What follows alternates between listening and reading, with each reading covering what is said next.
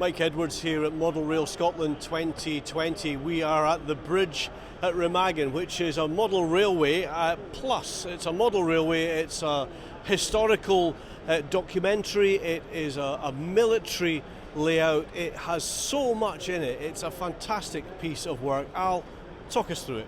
Oh, thank you very much. Bridge at Remagen. The layout is inspired by the film. 1965 Robert Vaughan, George Segal film. I watched it many, many years ago as a young lad, and I thought tanks and trains in the same place, that is just fantastic.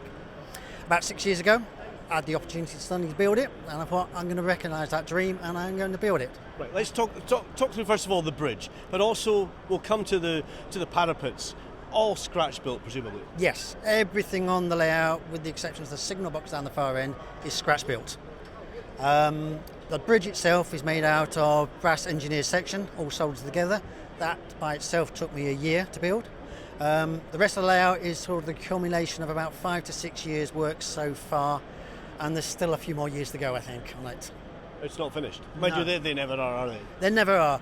The biggest challenge I've got to do at the moment is down the far end, there's the church at Remagen. If you've ever been to Remagen, there is a beautiful neo-Gothic church just north of the town, and I'm trying to replicate that down the end there.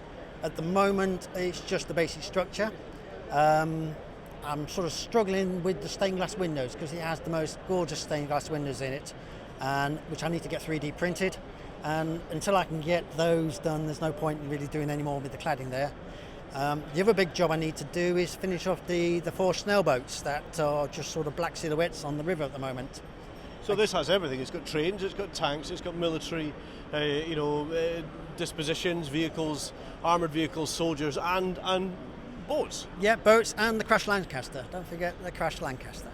Now, what are the types of trains that we are seeing here? Obviously, they're military trains, but talk us through the materiel, to use the proper word, that we're seeing here. Right, most of what we've got here are military orientated. There's a few passenger stuff that sort of runs around.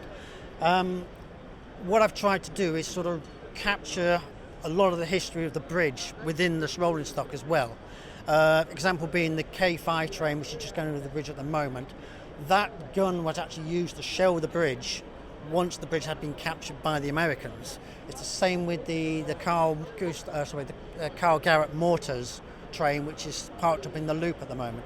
So this really is a meeting of several worlds. Yeah, it is, yeah. With all the military bits on the bridge, I've tried to capture some of the history of the bridge within them.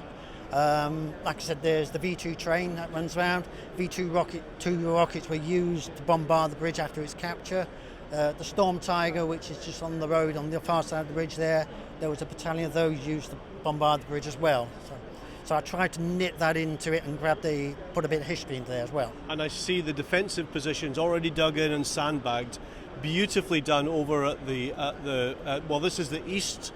So we're looking at the Russian armies that way and the American and British armies that way. That's right. Yes. Yeah. The bridge runs east-west. It does, with obviously the Upper Lane Mountain here in the east, and obviously the rest of it down there west. What else should I be looking for?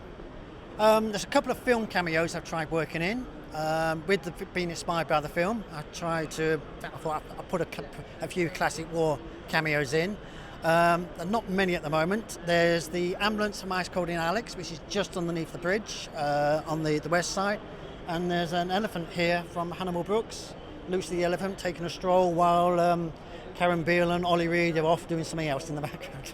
Al, it's a phenomenal layout. It's a beautiful layout. It's a piece of history, it's a piece of remarkable engineering. It's obviously a railway model, it's a military model, it has absolutely everything. And when you come to Model Rail Scotland, because after watching this video, you must come, whatever you do, come and see the bridge at Remagen.